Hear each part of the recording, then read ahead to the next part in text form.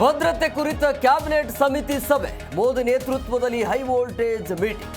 ಅಮಿತ್ ಶಾ, ರಾಜನಾಥ್ ಸಿಂಗ್, ದೋವಲ್ ಸೇರಿ ಹಲವರು ಭಾಗಿ.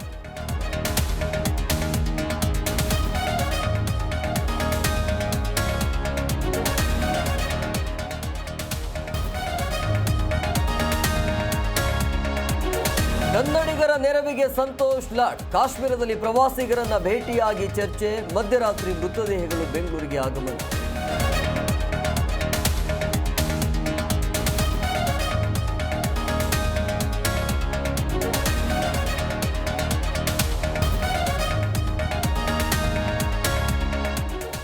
ಕಾಶ್ಮೀರದ ಪಹಲ್ಗಾಮ್ನಲ್ಲಿ ಹಿಂದೂ ನರಮೇಧ ಪ್ರಕರಣ.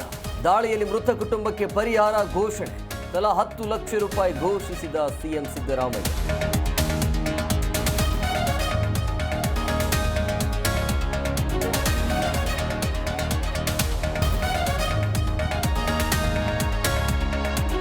ನಾಳೆ ಶಿವಮೊಗ್ಗ ಸ್ವಯಂ ಪ್ರೇರಿತ ಬಂದ್.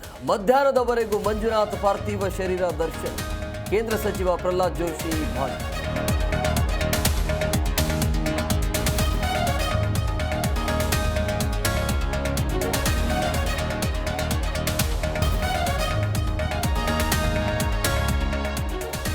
ಉಗ್ರರ ಗುಂಡಿಗೆ ಭರತ್ ಭೂಷಣ್ ಸಾವು ಹಿನ್ನೆಲೆ ಬೆಳಗಿನ ಜಾವ ಬೆಂಗಳೂರಿಗೆ ಪಾರ್ಥಿವ ಶರೀರ.